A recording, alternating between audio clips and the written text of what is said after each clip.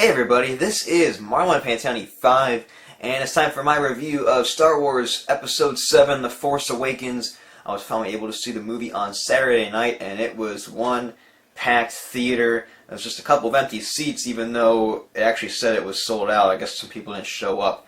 But it was a big crowd, it was a good crowd, there was a ton of people there. I actually had to wait in line to get into the theater, even though it was assigned seating, so it was kind of funny. It was like everyone was that excited to go and see the movie. Definitely had a lot of first-timers that were seeing it for the first time. We had some costumes, we had some lightsabers, and when I say costumes, I mean some full-out costumes. It was pretty funny, so that was cool to see. I saw a ton of trailers before the movie came out. I think there was like at least 12 to 13 trailers they showed before the movie, so it was getting quite exhausting by the time the movie started. So the movie started, and everyone started applauding when the Star Wars title came up, so that was a pretty cool experience. So it was a great night. I saw it in IMAX 3D, and the picture on that IMAX screen is just amazing, and along with the sound as well. So it was a great experience. So let's go into the review. This will be a spoiler-heavy review, so if you do not want to be spoiled, leave this video now, and I'll make a decision. I think. Well, actually, yeah. Since this is I'm gonna put spoiler in the title, so you can discuss spoilers in the comments, because the title of this video is gonna say spoiler review. So if you click on this video and you look at the comments, that's on you. Yes, please, to those of you who have seen the movie, please be considerate with your spoilers. I do not like it when people spoil it for other people. It's not very nice. So just be respectful for those who have not seen it yet, and let them get the experience that you were able to get out of the movie. So, on to the review. Right into the plot, I will agree with some of the internet chatter that it was fairly similar to the first Star Wars movie, along with a couple of elements from the other original films as well. Was that a bad thing? Yes and no. It was a bad thing in a way because, you know, it's nice to have an original story, something different. But it was also nice because it felt like the original movies. So it was kind of a mixture. Would I have preferred a more original story? Possibly, yes. I was a little disappointed that there was like another kind of Death Star. I mean, I know this was kind of more like a Death Planet, but it was still in the same line of weapon. It was a lot more powerful, so that it had that going for it, and it was like it was more of a planet, so it was, you know, kind of actually had terrain, and of course that's where they had the snow battle there at the end, so that all worked out. It was different in that aspect, but I would have liked it to be a little bit more original. Overall, though, it was a really great, enjoyable movie to watch. It was really fun. It had a lot of references to the originals, which I liked, and it kind of just had that getting the game back together feel, along with some new faces. So I thought that was, this was a very good entry into the Star Wars franchise. It was definitely miles better than the prequel movies, and it felt right in line with the original 3 films, which was great. So it was a very good movie, and I enjoyed it a lot.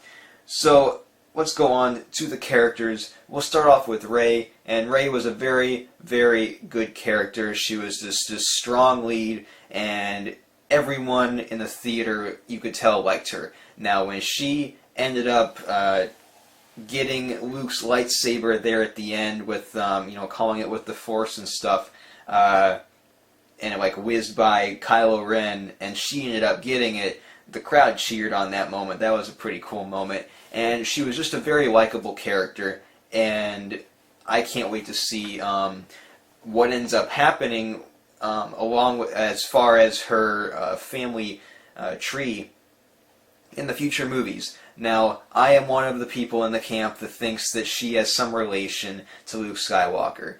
If not his daughter, she is something to him. It's not, she has some relation with Luke Skywalker. So I personally think that she could be his daughter. I know there's a lot of people that are saying, no, that'd be too predictable, blah, blah, blah. It doesn't, you know, I don't want that to happen. But I feel like that could be a thing. And I hope I'm right, because I think that'd be pretty cool, and it would make a lot of sense since, you know, maybe after the whole thing with Kylo Ren, Luke sent her away, and maybe like wiped her memory or something in order to keep her safe. It's a pretty good plot idea. So I wouldn't be disappointed if that ended up coming out to be true. Now on to Finn, who is the former stormtrooper who is, I wouldn't necessarily say have a change of heart, but he kind of always felt uneasy about being with the First Order, so he ended up rescuing Poe, and in a way, kind of like it was kind of 50-50. They helped each other, and so they escape. And Finn was a very likable guy. He was someone where if you were to hang out with Finn, you'd like hanging out with Finn. He's a cool dude. The only problem I have with the character is there were just a couple of times when it seemed like he tried to be a little bit too funny. And in theory, the jokes work if you're just watching this as like a fun movie. But if you're really putting yourself in the shoes of Finn during the events of this movie, it seems a little bit out of place. So in those moments, I was like, well, they could have maybe, you know, not had those jokes. But most of the jokes that he kind of made did work on me and as the audience as well. The audience had a few laughs, but just those couple of moments, not too much of a problem, but just those couple of things. Now on to Han Solo. Harrison Ford nailed it again. He just did a great job playing this guy for the fourth and unfortunately probably final time, unless he comes back somehow or as a ghost or something like that. I would like it if Han came back and he wasn't really dead, but after seeing the movie's conclusion and everything, I'm like, there's really no way that he can come back unless something like really crazy happens. But he just did a marvelous job in his possible last appearance as Solo in the Star Wars franchise. I mean, he nailed it. He was funny. He did some, him and Chewie, they're great together, and he really did a good job of passing down the torch to Rey. And with Rey being in the Millennium Falcon with Chewie there at the end, I thought that was a really great touch. And I just can't get enough of how good he was in the role. And I'll talk a little bit more about the death scene in a little bit, but his death scene, he just did it so gracefully. It was such a nice moment.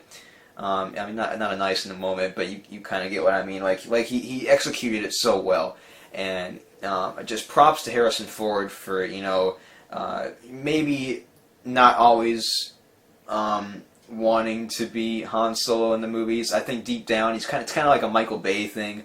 When Michael Bay doesn't want to come back for Transformers movies, but he kind of deep down he really loves the franchise. I think that's the way it is with Harrison Ford. It's like on the outside sometimes he's like Star Wars, but deep down I think that he really does truly love that character in the franchise. So he just did a great send off for the character.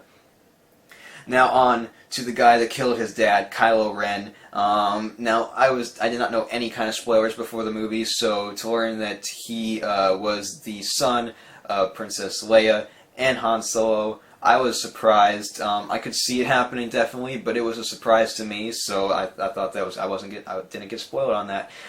So that was a great surprise, and I feel like his character was just a tick underdeveloped.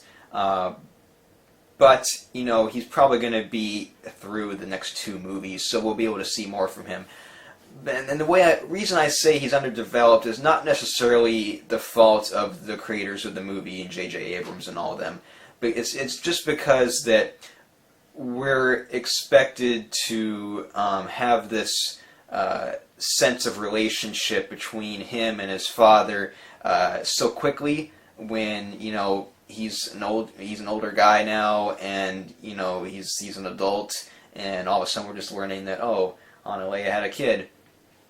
So it would have helped the character if maybe in Return of the Jedi he was a little boy at that time or something toward the end of the movie. Something like that, which I know is impossible, but I do believe that type of thing would have helped his character development in this film. And since that didn't happen, it was a little hard to really take hold of that father-son relationship and maybe what they had in the past, and maybe if it was really hard for Kylo to end up killing his father. And I know he seemed to like crying and torn there, but it was a harder sell than if we knew him as a child. So that was the one little gripe I had, and I know it's really not fixable, but it would have added something.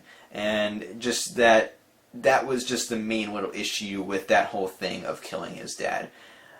But I do feel like he's going to be able to grow into a good villain, especially with the events of what happened in this movie. And I do think by episode 9, he's going to be like a fully developed type character. So we'll look forward to that. So on to Leia, who did not have much screen time. So I'm not really going to talk about her that much, but I think she did well, and she was a lot more Leia-y than I thought that she would have been. I mean, just kind of seeing her in real life before the movie came out, just kind of seeing her in promo stuff and things like that.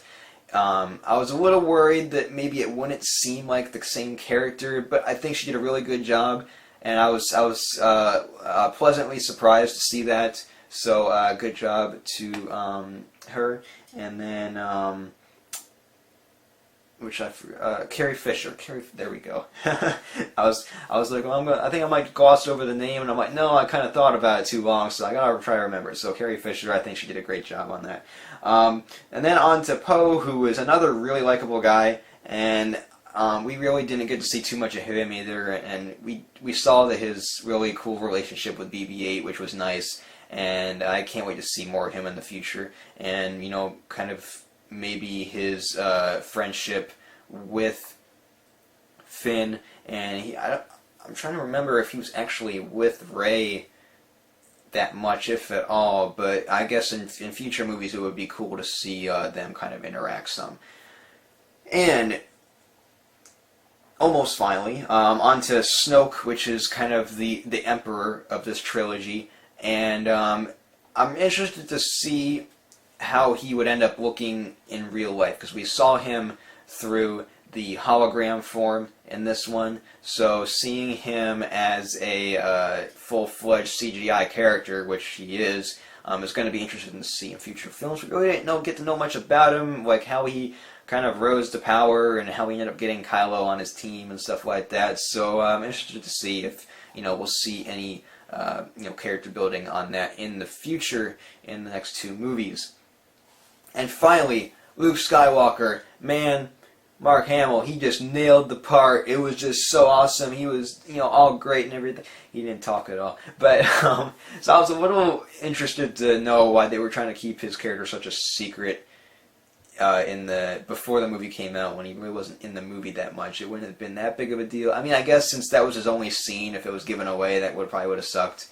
And it was the ending of the movie. But I was expecting a little bit more, but that's sequel bait, kind of a cliffhanger ending. So I am glad that he will probably be back in full force in the next movie. So now on to next thing I want to talk about is kind of the fan references, the nostalgia. I felt that at times it could be just a little bit in your face, just a little bit. Which was cool. I mean, it was like, oh, look at this, oh, look at this, oh, look at this, which was great in a looking back in the past type of thing. In the movie, it was very convenient, just like the Millennium Falcon sticks out to me as that was very, very convenient. Both finding the Millennium Falcon and running into Solo and Chewbacca. But, things happen in life. It could have happened, so it seemed a little Jurassic World-ish. Kind of when they had all the Jurassic Park references, like, oh, here's the Jurassic Park Jeep, stuff like that. Here's the Millennium Falcon. But it was cool nonetheless. It was what other way are you going to have the Millennium Falcon in there, and whatever. It was cool. So next, like I said, the comedy was mostly good. It mostly worked. There were just a couple of those small things where it didn't, or felt out of place. But for the most part, I was pleasantly surprised by the comedy. It fit for the most part. I thought BB-8 was hilarious, especially with the little thumbs up thing and stuff like that. So that was all great. Comedy was good for the most part. Onto the CGI versus the practical effects. Great job, J.J. Abrams, with the practical effects and the puppets and all that type of stuff. You did great with all that. I loved that one scene with the bird when Rey was riding that thing in the desert. That was really awesome. And actually, the practical stuff was used so well that when a CGI thing would happen, it was like, oh, well, that's CGI, because everything else looked so realistic, and because it was real. So the CGI was used very sparingly, so thumbs up for that. And that was just, it felt more like the original film, so that was great. Almost toward the end here. Okay, so let's talk about Han's death. And this video, I think, is getting kind of long, so I'll try and cut it a little bit short. But I kind of talked about the relationship between Kylo Ren and Han Solo, so I'll leave that out on this discussion of his death. But something I would like to talk about is how the death made the movie. And Han Solo is such a great character, and it really sucks that he's dead. But when I'm watching the movie, it makes sense. From a character standpoint of, that's how he would go. That makes sense of how he would go. That's a Solo move. It's something he would do, and it felt like a fitting death. It was a good death. It wasn't, I don't think it was really glossed over. Like, I know some people say that, it was kind of glossed over a little bit, but I felt it was right.